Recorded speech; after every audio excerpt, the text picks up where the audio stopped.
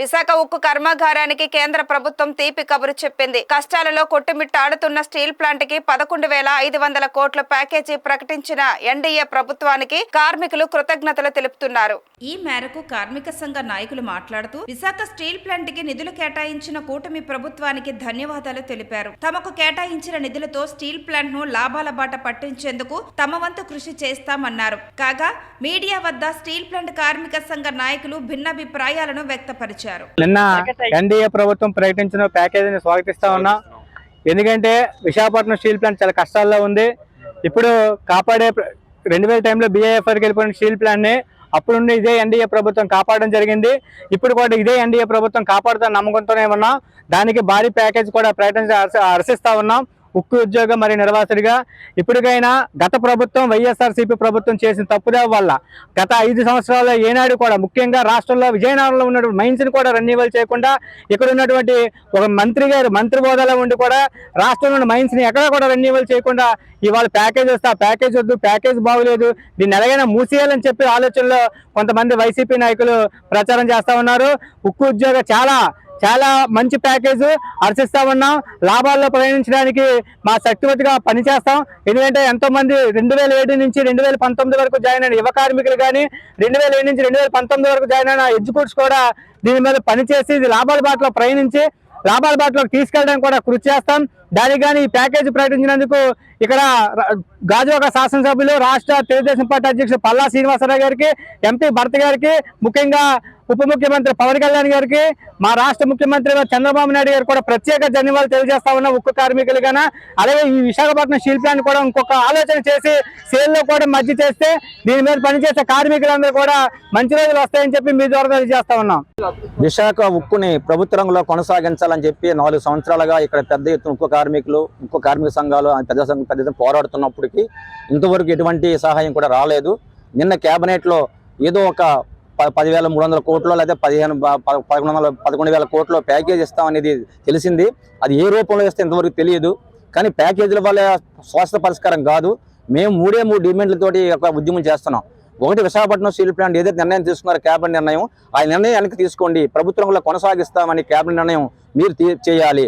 రెండోది, దీన్ని సేల్లో మీరు చేస్తే 200 సంవత్సరాలు సరిపడుకున్న ఐరన్ ఓర్ మైన్స్ ఉన్నాయి కాబట్టి సేల్కి వాళ్ళకి 8 ప్లాంట్లు ఉన్నాయి కాబట్టి ఇది ఒక ప్లాంట్ అవుతుంది. గతంలో 82 వరకు సేల్లో ఉండేది.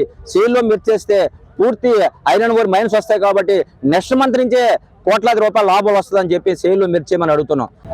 కేంద్ర ప్రభుత్వం రాష్ట్ర ప్రభుత్వం యొక్క సపోర్టుతో 1 షాట్ 2 బర్డ్స్ అనే వ్యవహారంతో ఈ ప్యాకేజ్ అనేది ప్రకటించడం అనేది జరుగుతూ ఉంది. ఈ ప్యాకేజీ వల్ల విశాఖపట్నం స్టీల్ ప్లాంట్కి ఒరిగేది ఏమీ లేదు.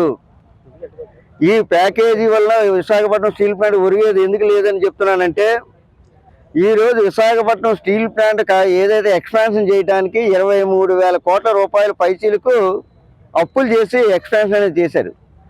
ఆపరేషనల్ నష్టాలు కాదు. ఆపరేషనల్ నష్టాలు అయితే మేము దాన్ని తీసుకుందాం, కానీ ఆపరేషన్ నష్టాలు కాకుండా ఎక్స్పాన్షన్ చేయడానికి ఆ డబ్బులు ఖర్చు అయినాయి. మరి ఆ డబ్బులు ఎవరు పెట్టాలి? కేంద్ర ప్రభుత్వం పెట్టాలి.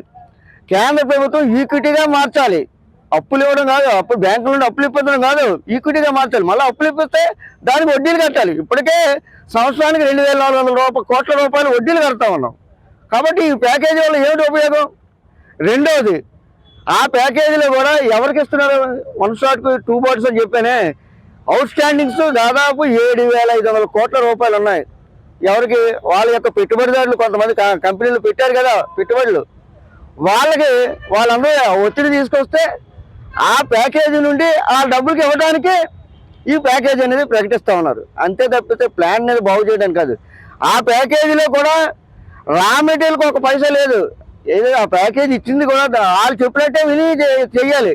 నువ్వు వాడికి 100 కోట్లు ఇవ్వు, వీడికి 200 కోట్లు ఇవ్వు, వీడికి 300 కోట్లు ఇవ్వంటే ఆ ప్రకారం ఇవ్వాలి తప్పిస్తే ప్లాంట్ నడవడానికి పూర్తి స్థాయి ఏదైతే ఉత్పత్తి చేయడానికి రా మెటీరియల్ కొనడానికి మాత్రం అందులో మాత్రం ప్యాకేజీలు ఏ విషయం లేదు.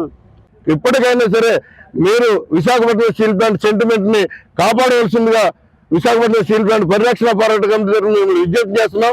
శాశ్వత పరిష్కారం కోసం సెయిల్లో విలీనం చేయండి, ₹1 ఖర్చు లేదు. మీరు ప్రధానమంత్రి వద్ద కూర్చొని నీతి ఆయోగ్లో మన ఎంపీలు ఉన్నారు, వారితో మాట్లాడించి దీన్ని ఇమీడియట్ గా సెయిల్లో విలీనం చేయించండి. అలాగే క్యాపిటల్ రీస్ట్రక్చరింగ్ చేయించండి. అలాగే విశాఖపట్నం స్టీల్ ప్లాంట్ పూర్తి స్థాయి ఉత్పత్తి దిశగా నడిపించడానికి 3 సార్లు కేంద్ర మంత్రి మాట ఇచ్చి తప్పారు. 40 రోజుల్లో విశాఖపట్నం స్టీల్ ప్లాంట్ బలోపేతం చేస్తామని చెప్పి 4,000 మంది కార్మికులను ఉద్యోగాలు తీసిన ఘనత కుమారస్వామి గారికి దక్కింది. రెండవది, ఈ పరిశ్రమను పూర్తి స్థాయిగా నడిపిస్తానని చెప్పి జీతాలు ఆపేశారు.